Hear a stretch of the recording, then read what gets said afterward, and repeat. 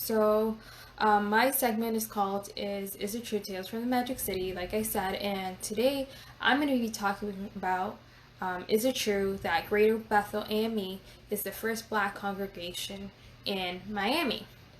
And so let's get right into it. So when talking about black congregations, you also have to look at the history of the role they play in the community. Black congregations are a sanctuary for the community. It serves not only as a church space, but as a community space, an educational space, as a political space, and anything, everything in between. In the time of slavery, a lot of the slaves will use this place, church, in order to express themselves and find a place of safe refuge and haven. In slavery time, a lot of, in the beginning, the slave masters would force slaves to convert to the Christianity religion and things like that, and they mostly controlled that church space and environment. However, the congregants actually were able to incorporate some of the traditional mode of expression of worshiping from their natural African religion, such as clapping, singing, dancing, something that is not usually seen in white congregations. And over the years, the black church congregation became a sacred space. It was not only a place of worship, but it was a place where communities can come together. A lot of the early churches actually served as an educational schools for black children, since due to Jim Crow laws, they were not able to go to white schools. So you do see a long history of church spaces used for multiple uses and purposes.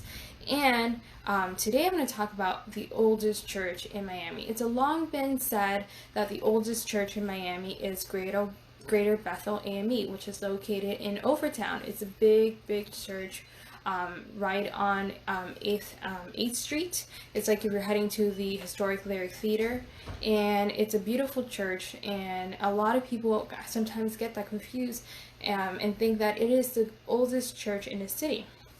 However, that is not true. And in order to talk about the oldest church, you actually have to talk about Miami-Dade County as a whole. And remember, there's a difference between Miami-Dade County and the city of Miami. Miami-Dade County was established in the mid-1840s, and the first black congregation church was actually founded in Coconut Grove in 1895. And does anybody want to take a guess what is the oldest church? I'm giving you a couple hints. It was established in 1895 before the city of Miami was incorporated, and it's located in Coconut Grove.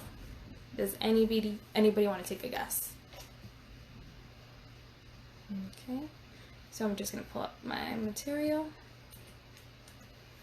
Any guesses?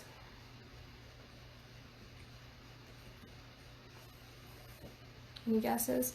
Well, the oldest church in Dade County is Macedonia Missionary Baptist Church. But when it was founded, it was not known as Macedonia Missionary Baptist Church. Actually, its history predates that. So when Miami-Dade County was established, one of the first settlers were actually Bahamians, both white Bahamians and black Bahamians. And a lot of families from, yes, KPZ, you got it right. So it is Macedonia, and like I was saying, so a lot of the first settlers in Miami and South Florida were actually Bahamians, white Bahamians and black Bahamians, and they were also immigrants from different countries. And one of them was the Peacock family. They actually immigrated from England, and they actually opened up the Peacock Inn in Coconut Grove. The Peacock Inn hired black Bahamian laborers to not only help in the construction of the building, but actually work in the Peacock Inn. They worked as groundkeepers, maids, cooks, and everything in between. And the Peacock Inn was established in the 1880s by the Peacock family. In 1887, Isabel Peacock, the owner of Peacock Inn, wanted members of the community to have a place of worship. And then in 1892, Union Chapel was built.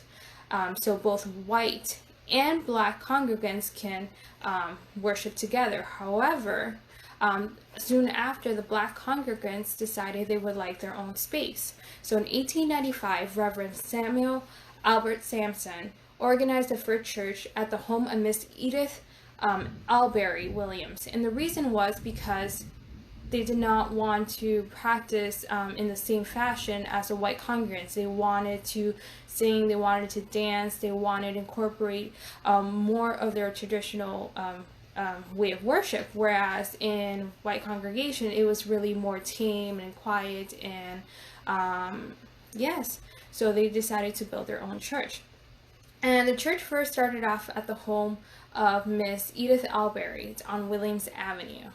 And the church was actually named the 56th Baptist Church. And it's pretty easy to guess why that it was named the 56th Baptist Church. It was because there was only 56 members to begin with. But shortly after their founding, a building was constructed. And let me just I want to show you first what Union Chapel would look like in 1892. This is a sketch drawing, and this is Union Chapel that was founded by Isabel Peacock. This is where first black and white congregants worship. Okay, give me a second. Alright, no. Okay, so this is Union Chapel. This is a sketch. So this is where, both white and black congregants were worshipped. However, a new building was built shortly after for black congregants, since they wanted to separate and worship in their own style. Alright, so I'm back. Alright, so give me 1 second. Okay. So in 1903, in 1903, the church moved into a new building on Charles Avenue, and the name of the church was it was named St. Agnes Church, and it was not until 1922 that the name officially changed to what we know it now as Missionary Baptist Church. So I'm going to show you a picture of what the church looked like from 1903 approximately. It was taken a couple years after, and then I'm going to show you the picture of 1948 when it was already known as Macedonia Missionary Baptist Church. So give me 1 second, let me pull it up. And if any of you guys go to either of these churches, please leave a comment. I want to know your thoughts on the history of the church, the role it played in the community. So please let me know. I know Miami Gardens Now, you did a lot of work on churches, particularly to Greater Bethel and the AC, the Lightburns. So I'm going to get to that in a second, but I just want to show you the churches. All right. So let me get ready. I'm going to flip. Okay. So this is the church, approximately when it was built in 1903. It's known as Old Macedonia Baptist Church, but at that time it was called St. Agnes. And then in 1948, a new building was constructed. So here is the picture of that church. All right. And now I am gonna change back. Okay. All right. Okay. I'm here. All right. And let me just get to a couple of articles that I want to read to you. And all this material is actually found in the Black Archives Religion collection. This collection actually holds, I actually last counted about 90 files of different black churches and congregation in the South Florida area. And we do have a lot of information on Old Macedonia, Greater Bethel, some of the bigger churches, but we also have churches from the Goulds area, from North Miami. So if any of you guys, when the archives reopen, I definitely encourage you to pass by and look at these files. We have great information. And a lot of the churches actually contact the Black Archives to do research in order to compile their anniversary books, in order to find history on the founders. So just know that the Black Archives is a great place to locate primary resources. All right, so let me show you some of the pictures. Okay.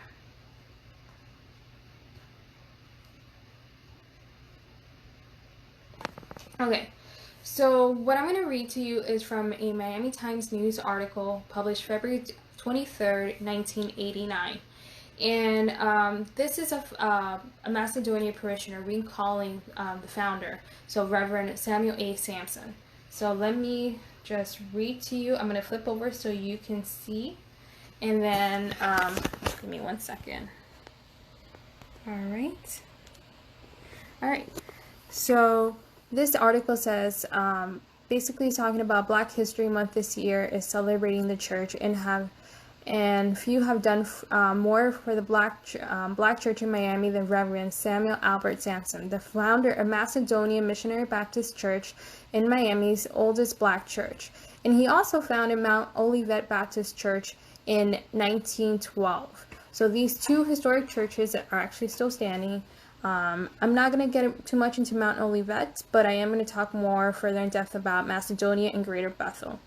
So a parishioner says that he was a nice, gentle man.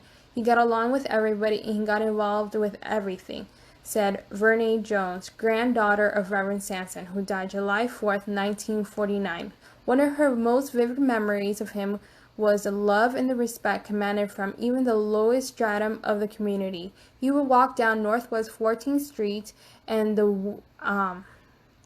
in Winos and would say, here's my money for the church. He set an example for the church. He acted like a leader acted. He was born in the Bahamas in 1876 and was one of the first settlers in Coconut Grove during the turn of the century. He was a graduate of University of Shelby, North Carolina, where he received a doctorate in divinity degree. So I'm not going to read the whole thing, but I just want to show you the article, and it basically talks about how important the church played in all aspects of life from the very beginning. The church was a way and a place that always fought against slavery, and it was a refuge for slaves in order to practice what they meant, however well they wanted. And then also, it also served as a lot of places served as a political place, and also served as a center to share thoughts and ideas. Many that led to, the pushback against slave masters, the pushback against slavery and that institutions. So let me just flip back. All right. Sorry about that. It was a close up of my face. All right. So okay. So the next piece that I'm going to show you is actually part of the old Macedonian Baptist Church on file, and it basically tells the history of the church. So it's gonna show you all three pictures that I previously showed you: the Union Chapel, the Old Macedonia, and the building that was constructed in 1948. So according to this pamphlet, it says that Macedonian Missionary Baptist Church was the oldest church, and it was incorporated, and began in 1887. So you do see a little bit of change of date. The other document says 1895. We know that while doing research, we might see a discrepancy of dates because mostly a lot of this history is recorded by oral history or written down years after the fact. However, it does not mean that this evidence or this information is discredited. Just like any piece of research or any date that you have, I always like to give a leniency of plus or minus a couple of years.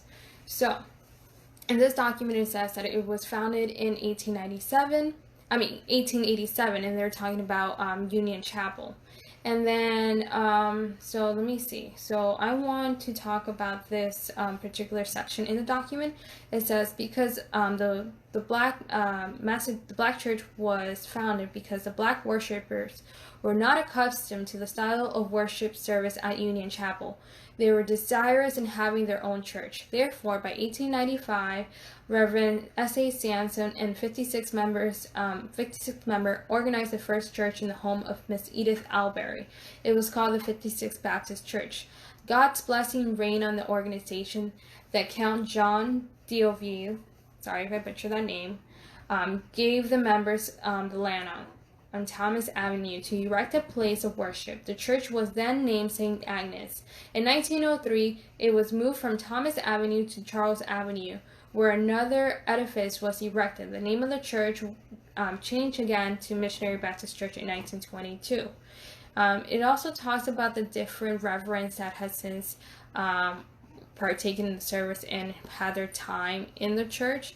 And I also want to show you, okay, so I'm going to flip this over and show you. Alright, so this is a document.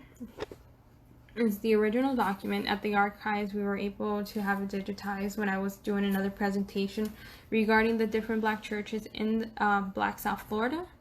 And here we go. And it also talks about, you know, the different churches and who was the reverends at each different time. And I'm going to switch it over. And so right now, I can say, is it true that Greater Bethel was the first black church in Miami? And the answer is no. The first black church in Miami-Dade County was Macedonia Missionary Baptist Church.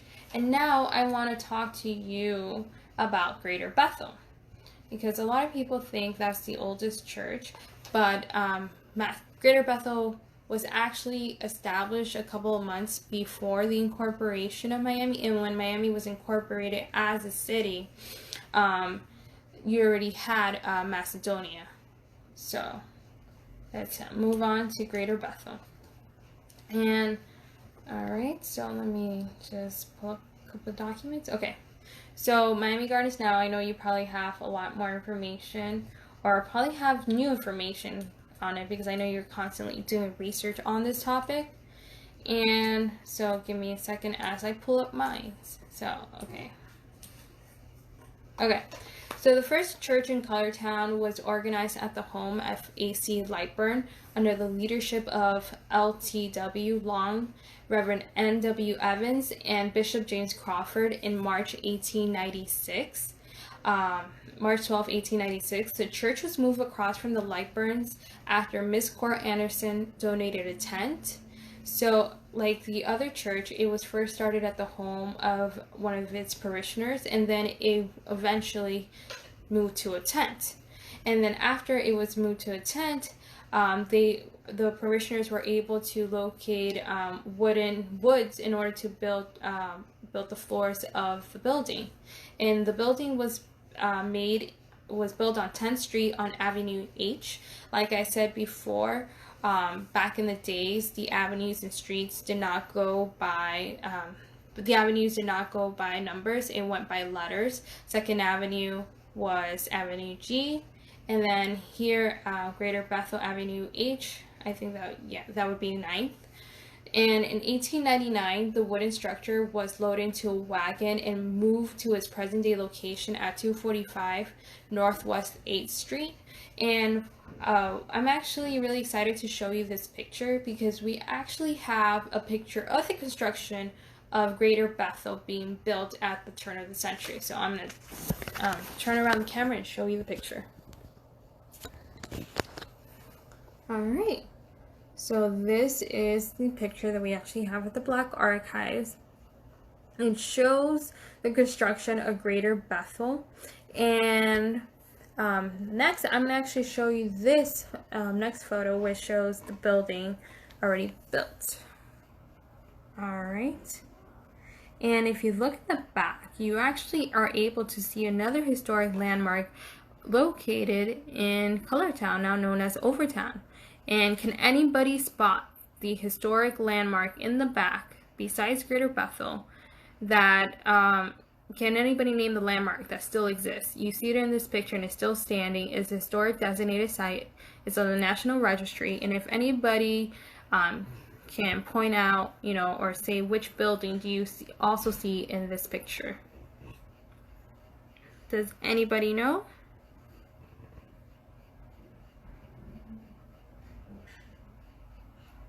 Anybody? Hint? Yes, that's right. You see the Lyric Theater down in the back. So you do see the same, Okay, so you do see the Lyric Theater in the back. So if you see that, that's actually the the front of the Lyric Theater, and it still has the same architectural style as it did back in the day. And on top, you actually see the little theater. I don't know what you call that, but it just escaped my mind. But what they use to help with the ventilation, the projection room. But yes, you do see the Lyric Theater, and at the time, it actually captured a funeral procession going down the street. And as you can see, the roads were dirt roads. There are a couple electrical lines, and there is a wagon carrying, I presume, the deceased. But if you remember a couple of weeks ago, I talked about how Overtown, or how Miami was back in the day, specifically in the colored community in Colored Town.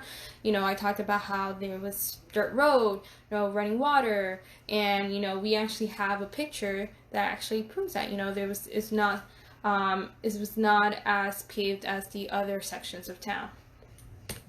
All right. So in the current building that we now see, the current building that we see now, that is Greater Bethel, was construction. Actually took a couple years to construct, from 1927 to 1947. And on February, interesting bit of information and trivia. On February 12, 1958, Dr. MLK delivered a speech at a meeting launching the SCLC Crusade for Citizenship at Greater Bethel. So here you see, like I mentioned before, that the church is used as a political space in order to, a lot of these reverends were not only, religious leader in the community in order to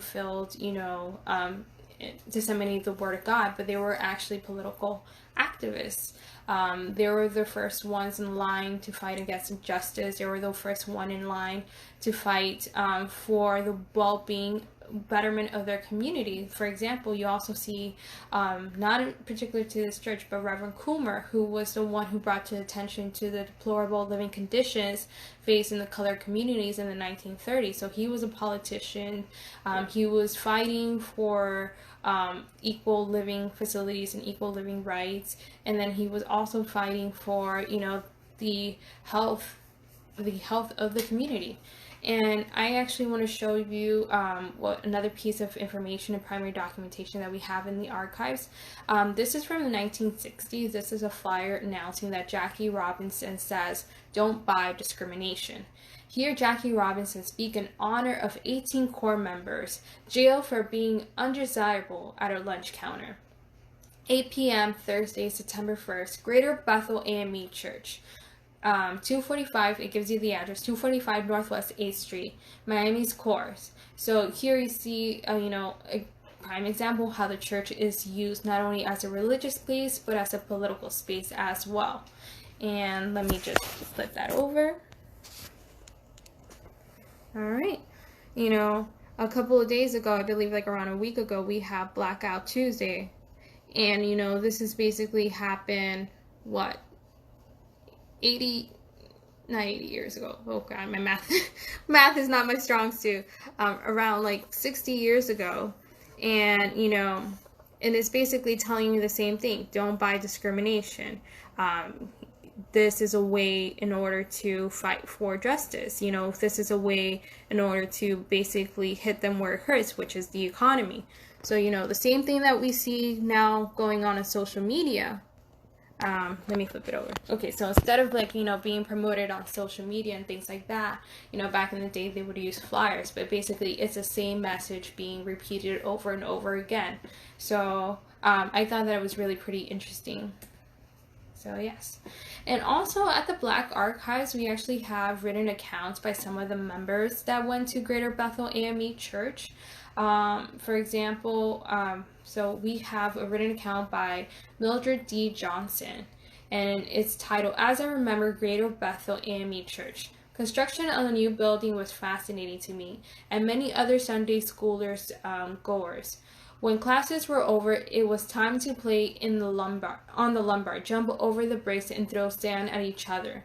William Chapman, who's now a well-known dentist, was one of the first sand-throwing enthusiasts.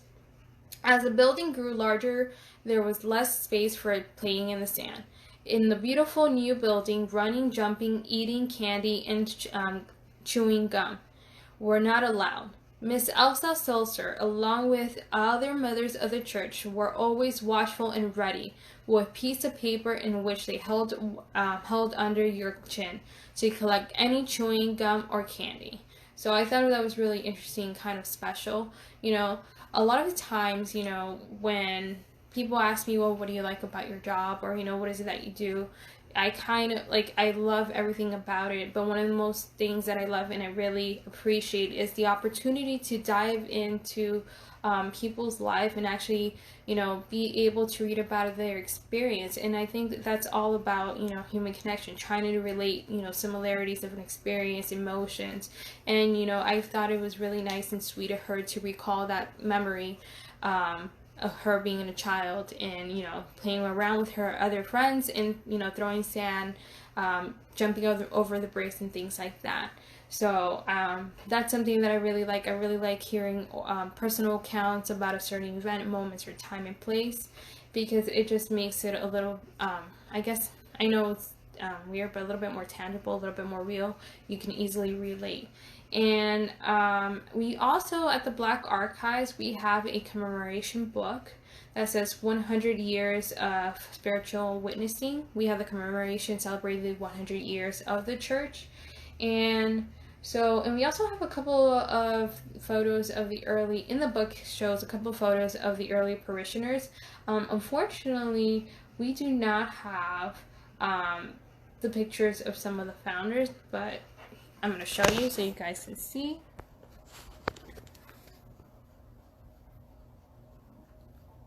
So here we have George Jenkins, we have Ella G. I can't really make out the last name. We have Francis Payne, Anna Phillips, I think it's Bragg, I can't tell the first name, and Miles or I can't tell, but if you know the name, please let me know. For me, when I recall a piece of history or a piece of information, I always like to say the name of these individuals and people, because most of the time, since a lot of years have passed, that information is not easy. A lot of people don't recall it or easily remember it. So I don't like, I hope that this name doesn't get lost in time. So I always like to say the names of different individuals every time I see them. So that basically is it for the segment right now, but I want to show you a couple of cool other things that are located in this collection. It does not necessarily relate to Greater Bethel or a Macedonian Missionary Baptist Church. This is basically photos of different churches in Black South Florida, but I think they're so special and unique and captures that moment in time, and I feel like not enough people get to see them, so I'm just gonna flip over a couple of them and so you can take a look at it. And if you want, leave a comment. If you are interested in me diving into another session, please let me know. But let me just show you a couple of pictures before I go, and here we go. So this is actually H.E.S. Reeves. He was ordained in 1946, and he actually was part of the Church of the Incarnation, and he served there until his death. So trivia question, what company did H.E.S. Reeves found? What company did he found? Trivia question, come on.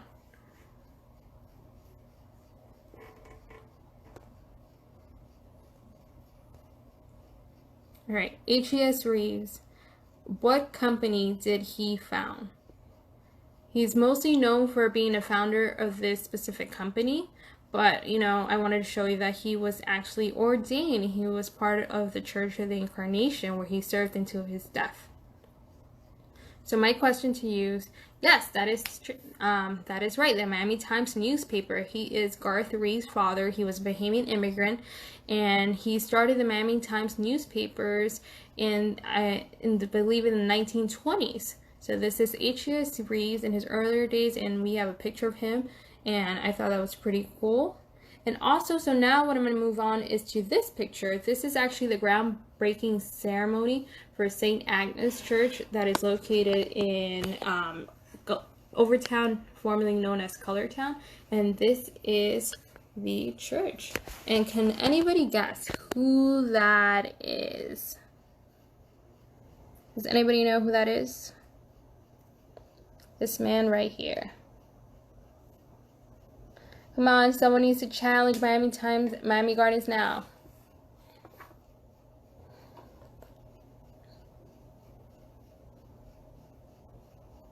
No? Come on. Alright, so that is, that is Reverend Gibson. So yes, this is the groundbreaking of St. Agnes Church. Reverend Coomer, sorry. I was thinking about Reverend Gibson because the other picture is here. I just missed him. But yes, Reverend Coomer. And then here we are. We actually see this is a parade that was happening on Palm Sunday, 1930s. You see some of the parishioners. I believe these are probably choir boys. And this is actually in Colortown. And look at the photos. Look at that. Look at the detail. Now this is one of the coolest photos that we have, and then here is another one. And like I said before, you know, black churches not only was not only a religious center, but it was actually an educational center. And here you actually see a kindergarten class from 1934. And you know, you have to keep in mind that due to Jim Crow laws, you know, a lot of the color students were basically not allowed to go to the white schools. So a lot of these churches doubled as an educational service, as a school. So here are some really cute kindergartens all ready for graduation. And do I have more? Oh yes, so this is Mount Zion. This is a picture of Mount Zion when it was being constructed, and this is after its construction. So if you know where Mount Zion, it's really like basically right next to I-95, and it was about to be demolished, but it was survived. But it was literally right on I-95, and it's one of the few surviving buildings that is in Overtown that are still remaining and still survive, that have left, you know, unscathed. So yes, so these are some of the cool items that we have, the Black Archives. And I always stress to people, you know, the Black Archives is a great repository to do research on not only the black churches, but on education, on anything and everything in between. So I really encourage you, you know, if you have materials, if you are part of a church, it doesn't matter if it's old, doesn't matter if it's new, just started, you know, we want you to donate that material, whether it's physical paper or digital files. You know, nowadays people no longer take photos. People hardly ever develop any photos. But even if you take photos of events in your church, or from your camera phone, you know, you can send the files over to the Black Archives. And we want to capture this history for future generations to come, because you know, every place has a story, and it has you know, people's stories, it has events, and we want to make sure it survives, it preserves, it's told, it's going to be told. So I encourage you all, you know, to think about donating to the Black Archives. Okay, so I see a comment that says, don't know if you stated this, A.C. Lightburn was one on the corporations of City Miami. No, I did not. I did not mention that. It slipped my mind, but I know you were able to uncover that information when you were doing research on, you know, the Lightburns. And for those of you who know, Miami Gardens Now is a researcher that has used the Black Archives repository in order to look into the Lightburn family. And I don't know, I'm gonna just throw this out there. I don't know, I know it's completely off guard, or maybe you want to do it another time, but will you be willing to come on and talk about the Lightburns and tell us more about their history? I know you were able to capture some really great oral history on some of their family members, and basically do a deep dive into that that story. So let me know if you want to come on. I can join. You can just send me a request, and it will be awesome. It doesn't have to be anything long. It could be like a minute. But if not, that's fine. We can always plan it another day. But yeah, so if you look at Miami's incorporation papers, you actually have the names of some of the all the individuals who signed to incorporate Miami as a city. And for those of you who don't know, the city of Miami would have been incorporated as a city if it wasn't for the black male voters. There was not enough white literate male to vote, so they needed the black vote, and they voted, and all the all the voters actually had to write their name and sign, and next to their names had which race they were, whether they were white or black. And a lot of these males that voted were actually working on the FACU line and were the early settlers of Miami. So, and one of them happens to be A.C. Lightburn, who was the founder of Greater Bethel A.M.E. Church. So yes, an interesting tidbit of information. And I know you worked on a documentary, Miami Gardens Now. So I don't know if you want to put a link to that documentary. I think it's really great. It talks about some of the early pioneers. You have in Coconut Grove, you have the Lightburns. I know you also did, oh my god, the name is escaping me right now, and I'm gonna get so mad with myself later. Oh yes, so she says, I think Emery would be better as she's really the one who did the research on the Lightburn. I'm actually doing Mariah Brown and Coconut Grove, and I'll ask her. Yes, Mariah Brown is a really fascinating person, and please drop a link, or if anybody's interested in viewing this documentary, you can go on YouTube. I'm going to see if I can post a link to direct you, but it's a great documentary talking about some of the earliest pioneers in the city. And but yeah, that's a little bit tidbit, interesting part of information. And I wanted to say thank you all for joining. I hope you guys learned something new. I always try to uncover new information. I always try to make it entertaining. I'm working on my talking skills, but yeah, so next week I'm trying to have something really cool, special planned, and tune in when you're gonna hear another tale from the Magic City. Is it true? Tales from the Magic City. It's gonna be a great episode, so if you know somebody who likes history and is interested, please let them know. And don't forget to catch tomorrow, Today in Black History with Alicia Milton. And then on Wednesday, we have Jeopardy Noir with the Executive Director, Timothy Barber. Thursday, you have Legacy Profile of Greatness with Louis Berthen. Friday, you have a virtual field trip with the Executive Director, Timothy Barber. And then on Saturday, you have Storytime in Color with Camila Pritchett. So don't forget to tune in. Oh, also, this Wednesday, before I go, this Wednesday on July 15th, we are going to have a special virtual panel on Zoom. The link is going to be available on our Facebook page, and it's also going to be streamed on our Instagram page. And it's called More Than Just a Hashtag, Preserving the Black Lives Matter Movement in the Digital Age. We're going to be talking about how do we preserve movements, social activism in the Black Lives Matter movement, even with what's going on with this pandemic in the digital age. As I mentioned, people are no longer taking photos, people are no longer really seeing newspaper clips. So how do we preserve that? How do we encourage people to donate material? And how do we disseminate it and make that available to researchers? So please tune in. It's going to be a really interesting, fascinating talk. We're going to have special guest speaker. We're going to have a speaker from the Black Precinct. We're going to have a speaker from the Lewis and Lynn Digital Moving Archives. We're also going to have our founder, Dr. Dorothy J. Fields. So please tune in. It's going to be a great talk. And of course, there's going to be the Executive Director, Mr. Timothy Barber. So don't forget to tune in. I'm going to put the link to that as well. Thank you. All right.